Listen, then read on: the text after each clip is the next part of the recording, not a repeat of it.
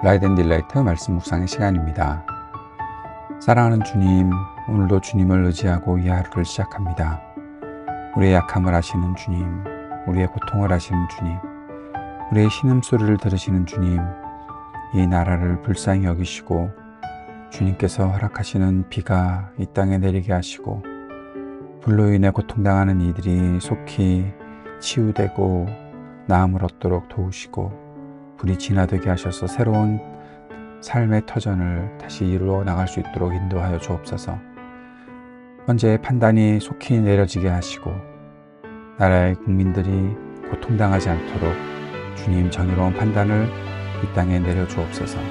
오늘도 주님의 말씀을 대합니다. 말씀 가운데 거하게 우리가 성령의 충만을 얻게 하여 주옵소서. 예수님 이름으로 기도드립니다. 아멘. 오늘은 누가복음 16장 14절에서 31절까지 말씀을 함께 읽고 묵상하겠습니다. 누가복음 16장 14절에서 31절까지 말씀 새 한글 성경으로 읽겠습니다. 이 모든 것을 바리새파 사람들이 듣고 있었다. 그들은 돈을 좋아하는 사람들이어서 예수님께 코웃음을 쳤다. 그러자 예수님이 그들에게 말씀하셨다. 바로 당신들은 사람들 앞에서 스스로를 올바르다고 하는 사람들이요. 그러나 하나님은 당신들 마음을 알고 계시오. 사람들 사이에서 높게 평가되는 것은 하나님 앞에서 역겨운 것이니 말이요. 율법과 예언자들은 요한의 때까지라오. 그때부터 하나님 나라의 좋은 소식이 알려지고 있고 모두가 그리로 들어가려고 발버둥치고 있어. 그러나 율법의 획 하나가 떨어지는 것보다 하늘과 땅이 사라지는 것이 더 쉽소. 자기 아내와 갈라서고 다른 여자와 결혼하는 사람은 모두 바람을 피우는 것이요. 남편한테서 이혼을 당해서 갈라선 여자와 결혼하는 사람도 바람을 피우는 것이요. 어떤 부유한 사람이 있었어요. 그는 자주색 옷과 고급 아마포 옷을 입고 날마다 사치스럽게 즐겼어요. 한편 어떤 가난한 사람이 있었는데 이름이 나사로였어요. 그는 부자의 집 대문 입구에 팽개쳐져 있었어요. 부스럼투성이었어요. 그는 부자의 밥상에서 떨어지는 것으로라도 배를 채우고 싶은 마음이 굴뚝 같았어요. 그러나 개들마저 와서 그의 부스럼을 핥아댔어요. 그런데 그 가난한 사람이 죽었을 때 일어난 일입니다.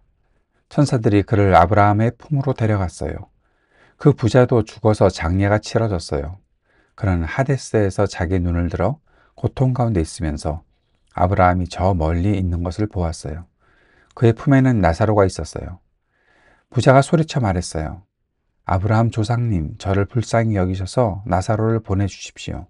그가 손가락 끝을 물에 담갔다가 저의 혀를 시원하게 해주도록요. 제가 이 불꽃 가운데서 몹시 괴로움을 당하고 있기 때문입니다. 아브라함이 대답했어요. 얘야, 기억해 보아라. 너는 살았을 때 너의 좋은 것을 다 받았다. 마찬가지로 나사로는 나쁜 것을 다 받았다. 이제 여기서 그는 위로를 받고 있고 너는 말이지 심한 괴로움을 겪고 있는 것이다. 이 모든 것들에 더해서 우리와 너희 사이에는 크게 벌어진 깊은 틈이 놓여 있다. 그래서 여기서 너희한테로 건너가고자 하는 사람들도 갈 수 없고 거기서 우리한테로 건너오지도 못한다. 그러자 부자가 말했어요. 그러면 부탁이 있습니다. 조상님, 나사로를 저의 아버지 집으로 보내주십시오. 제게는 형제가 5명이 있는데 그들에게 똑똑히 증언하여 고통받는 이곳에 그들까지 오는 일이 없도록 해주세요. 아브라함이 말합니다. 그들에게는 모세와 예언자들이 있다. 그들이 모세와 예언자들의 말을 들어야 한다. 부자가 말했어요. 아닙니다, 아브라함 조상님. 죽은 사람들 가운데서 어떤 사람이 그들한테로 간다면 그들이 회개할 것입니다. 그러나 아브라함이 부자한테 말했어요. 그들이 모세와 예언자들의 말을 듣지 않는다면 죽은 사람들 가운데서 어떤 사람이 살아 일어난다 해도 그들은 설득되지 않을 것이다. 예수님께서 하시는 말씀을 바리새인들이 듣고 있었다라는 사실을 14절에서 말하고 있습니다. 어떤 말을 들었었나요? 부자에게 청지기가 있었고 그 청지기가 불의했고 그 청지기가 돈으로 자기가 이제 자신의 직분에서 쫓겨나게 됐을 때 그 주인에게 빚진 사람들의 빚을 절반씩 덜어내주고 결국 자신이 나중에 사람들에게 환대를 받을 수 있도록 그렇게 준비하고 있었던 재물을 통해서 친구를 얻는 그런 청지기의 이야기를 바리새인 바리새파 사람들이 들었던 거죠. 근데 그 사람들이 비웃었습니다. 왜요? 그들은 돈이 많았으니까요.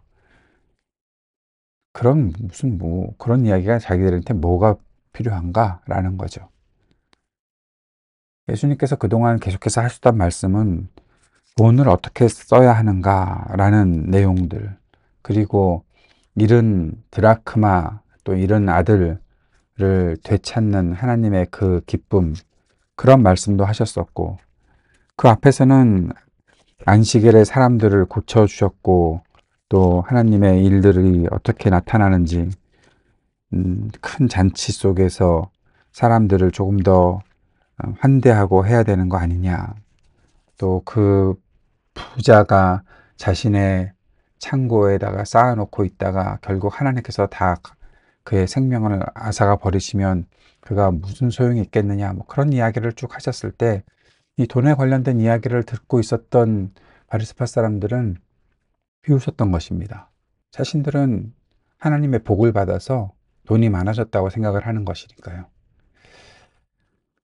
항상 사람들은 지금 내가 하고 있는 일들이 어떤 결과를 만들어낼 것인가를 생각하는 것이 아니라 지금 내가 이 정도로 잘 살고 있으니 나는 그동안에 하나님께서 나에게 복을 내려주셨지.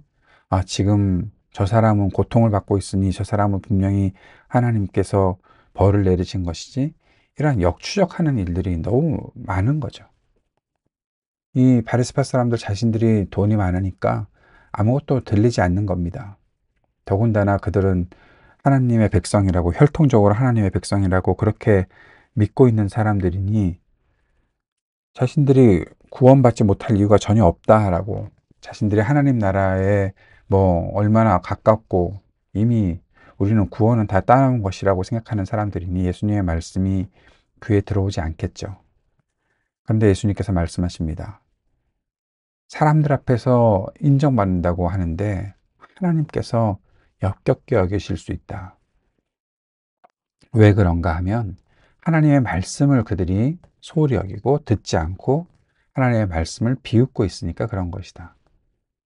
하나님 나라의 그 소식이 알려지고 있고 다 그렇게 주님 나라에 들어가고 싶어 하는 그런 마음들을 가지고 회개하고 돌이키고 있는데 하나님 말씀을 그들은 하나도 제대로 지키지 않는다.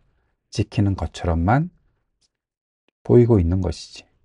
17절 말씀에 율법의 획 하나가 떨어진 것보다 하늘과 땅이 사라지는 것이 더 쉽다.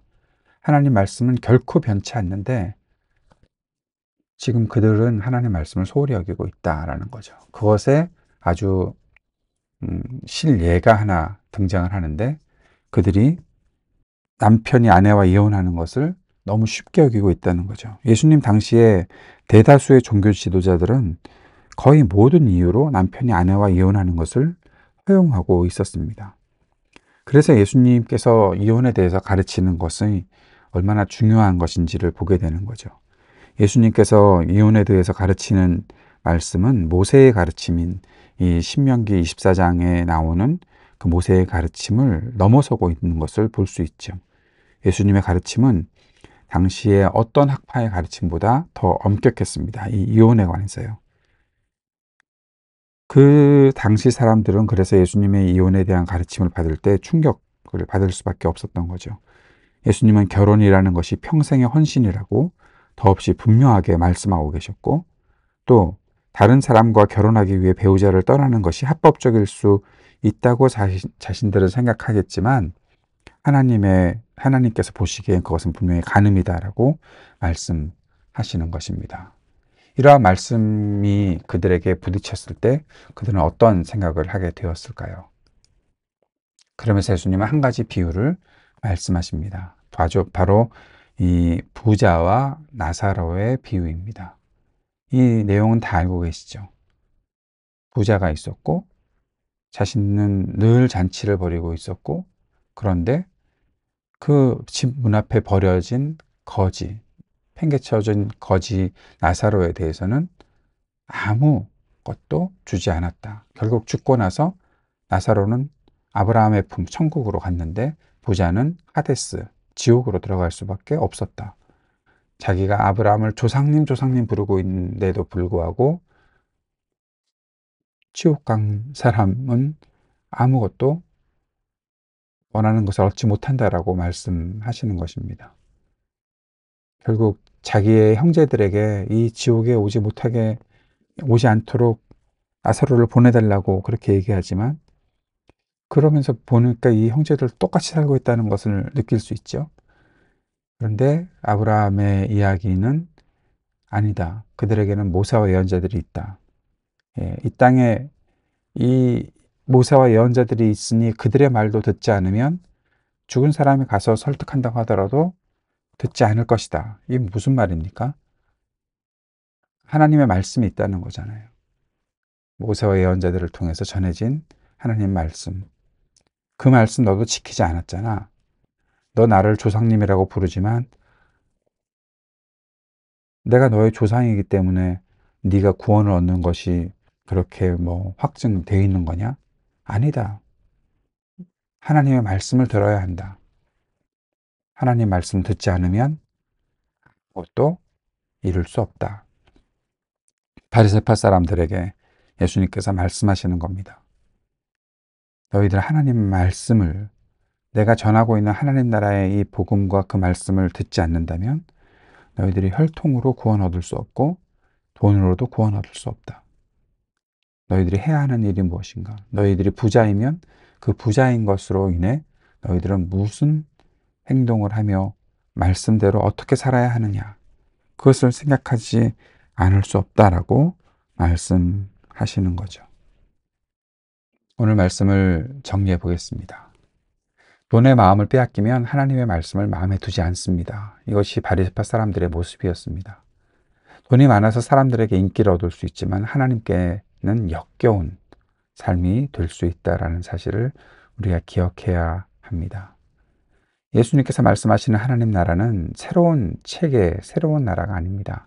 하나님께서 이미 말씀하신 것을 성취하는 나라입니다. 하나님은 예수님을 통해 그 약속을 끝까지 성취하시고 그 말씀을 이루고 계십니다. 이혼에 대해서도 말씀하셨으니 그것을 이렇게 정리해야 하겠습니다. 하나님은 결혼을 변하지 않는 헌신으로 말씀하셨고 예수님도 평생의 헌신이라고 말씀하셨습니다. 우리가 그 하나님께서 결혼에 대해서 말씀하신 것을 예수님의 기준으로 생각하고 살아야 할 것입니다. 부자는 그의 재물로 천국에 갈 수 없었습니다. 그의 이기적인 마음이 그를 지옥에 빠뜨렸습니다. 자신들이 돈이 많아서 하나님 나라에 갈 수 있다고 생각한 사람들은 충격을 받을 것입니다. 하나님께서 말씀하신 것을 듣지 않고 무시한다면 결코 하나님 나라에 갈 수 없습니다. 돈이 많다면 그 돈이 왜 주어졌는지 알아야 합니다. 환대를 소홀히 하면 부자처럼 될 수밖에 없습니다. 하나님 말씀을 지키지 않으면서 혈통으로 또 돈으로 내가 하나님 나라에 갈 수 있다고 여기고 있었던 그러한 모든 교만한 마음들을 우리가 다 버릴 수 있기를 바랍니다. 그러한 마음에 빠지지 않기를 바랍니다. 주님께서 가르쳐 주신 기도 함께 드리겠습니다. 하늘에 계신 우리 아버지, 아버지의 이름을 거룩하게 하시며 아버지의 나라가 오게 하시며 아버지의 뜻이 하늘에서와 같이 땅에서도 이루어지게 하소서. 오늘 우리에게 일용할 양식을 주시고 우리가 우리에게 잘못한 사람을 용서하여 준 것 같이 우리 죄를 용서하여 주시고 우리를 시험에 빠지지 않게 하시고 악에서 구하소서. 나라와 권능과 영광이 영원히 아버지의 것입니다.